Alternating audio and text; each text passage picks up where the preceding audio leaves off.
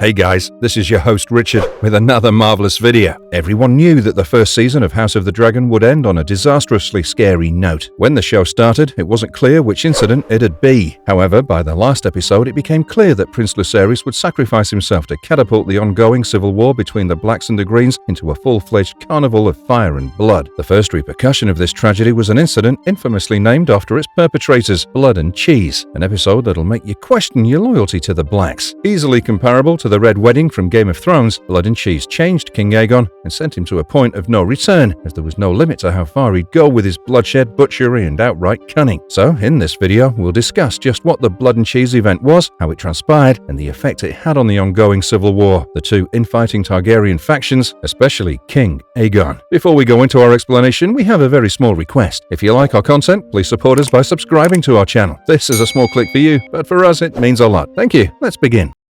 Prelude to Blood and Cheese. I think it's evident that Blood and Cheese is basically a reaction to Lucerys' death, so I'll just take a minute to run you through the events that led to it. After Aegon got coronated in King's Landing, Princess Rhaenys Targaryen, the queen who never was, escaped from her captivity. She had a chance to end the war by asking Meleys to make kebabs out of the Greens, but she didn't. She joins Queen Rhaenyra at Dragonstone, where she and Daemon was trying to get support from this house and that house. While Prince Jacaerys was sent to Winterfell to get support from Cregan Stark, Prince Lucerys went to Storm's End to get the Baratheons. Here, Lucerys happens to meet Prince Aemond, the younger brother of King Aegon. Aemond was at Storm's End for the same purpose, to get support from Boddos Baratheon. Aemond wanted to bully Lucerys, and maybe even actually hurt him right there at Storm's End. But Boddos warned against spilling any blood in his court. There was bad blood between the two princes, and although Lucerys leaves in haste on his dragon Arrax, Aemond follows him on Vhagar, the largest living dragon in Westeros. Aemond wanted to play with Lucerys, but when Arrax attacked Vhagar, the mighty she-dragon lost it, and with that, Aemond lost control of Vhagar, who roasted Lucerys. In a slight change departure from the books, it was suggested that the death of Lucerys was an accident and that Aemond wasn't entirely responsible. Nevertheless, the Blacks didn't see it as such. They blamed the Greens for Lucerys, more specifically, King Aegon. A son was lost, and the debt should be repaid by another son, which brings us to the title of the first episode of House of the Dragon's second season, A Son for a Son.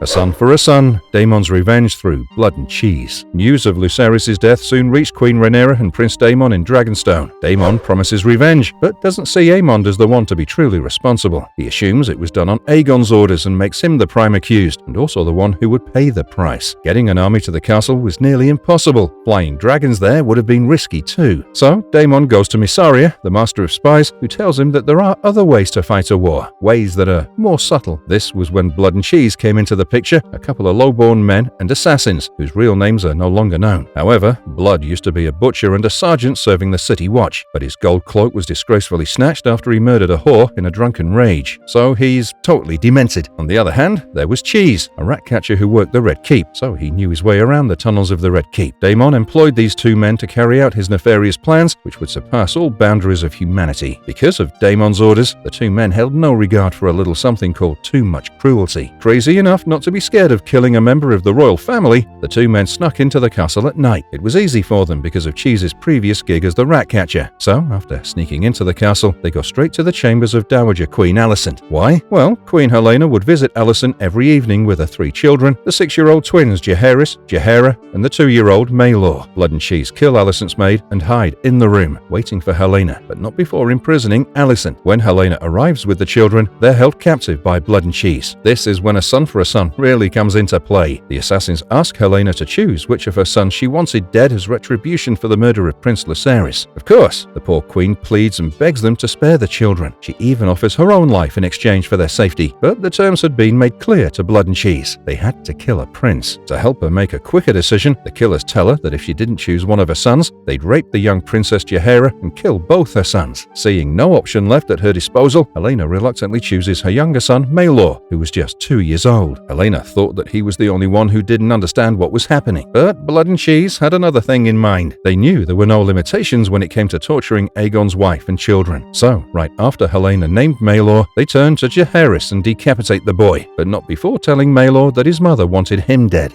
You see the cunning here, right? The two men killed Jaehaerys, who knew what was going on, and although they didn't hurt Jaehaera or Helena physically, they left an indelible psychological trauma upon Jaehaera, but more so on Helena, who was forced to name her son to be murdered and had to live with the trauma of the decision every time she looked at Maelor. Blood and Cheese take the dead prince's head with them as proof to show Daemon. However, Blood was captured at the gates and Cheese was never found, but Aegon ordered the killing of all the rat catchers in order to ensure that there were no further betrayal of this sort. Unlike the Red Wedding, which had innumerable deaths, this one had just a few, but the impact of the innocent Charles' brutal murder shook King's Landing and the ripples were felt all across Westeros.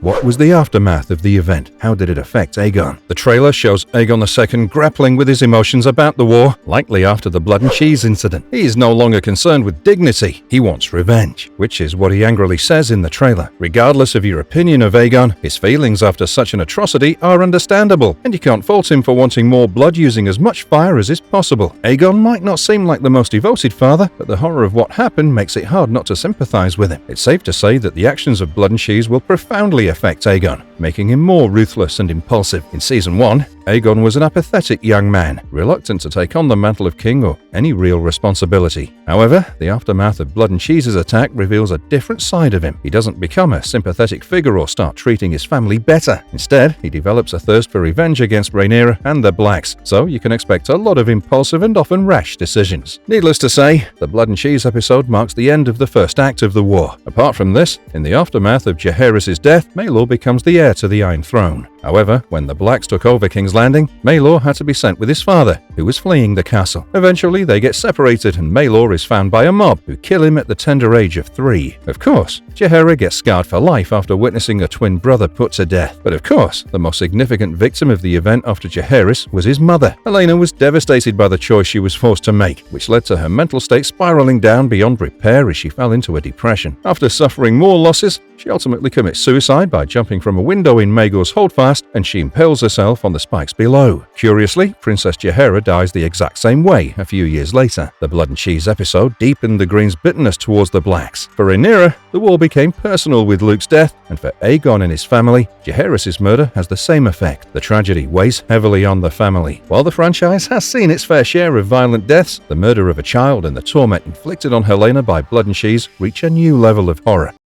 How will they execute the whole thing? House of the Dragon might tweak the Blood and Cheese plot slightly, especially since Jaehaerys and Jaehaera are much younger in the show than in the book. Maelor hasn't appeared yet, but the opening sequence confirms the existence of 3 descendants of Aegon and Helena. Despite any minor changes, Blood and Cheese will still be a horrifying and heartbreaking moment, which will surely divide the fans and the internet. Supporters of the Blacks argue that killing Aegon II's son was necessary to avenge Lucerys. Meanwhile, die-hard Green fans insist it was unnecessary since Lucerys died while serving as an envoy. Those in the middle see both deaths as cruel examples of children being used as pawns in a war they had no part in. Blood and Cheese will challenge viewers like no other scene in Games of Thrones history. The Red Wedding was brutal, but at least Robb and Catelyn Stark were clearly the good guys compared to Walder Frey and Roose Bolton. Robb might have broken an oath, but his intentions were honorable. Blood and Cheese, however, blurs the lines of morality entirely, with children on both sides becoming casualties. To capture this complexity between the Greens and the Blacks, House of the Dragon must be transparent about Rhaenyra's role in the event. So, it'll be fairly difficult for the showrunners to translate the words from the books into live-action scenes without being charged with being biased for one side or another. I mean, they made Luke's death look like an accident, thereby somewhat redeeming Aemon. Additionally, in Fire and Blood, Rhaenyra's involvement in Jaehaerys' death is ambiguous. She didn't appear to orchestrate it, but likely knew Daemon would go to extremes to avenge Lucerys. The book gives 2 conflicting accounts of her reaction to Jaehaerys' death. Mushroom claims she cried, while Septon Eustace says she smiled. With less information about Maelor, it's hard to gauge Rhaenyra's stance on harming Helena's children. Assassinating a child reflects terribly on a woman who wants to become the queen and serve as the protector of the realm, which is also something she says in the trailer. And let's not forget that the society is extremely patriarchal, so House of the Dragon's Rhaenyra must navigate this treacherous path that's darker than the water of Blackwater Bay. She must choose wisely between seeking revenge and risking her reputation. But tell me, what do you think about the incident? Are you of the opinion that what Daemon ordered was right? Should one innocent life be avenged by taking another innocent life? Or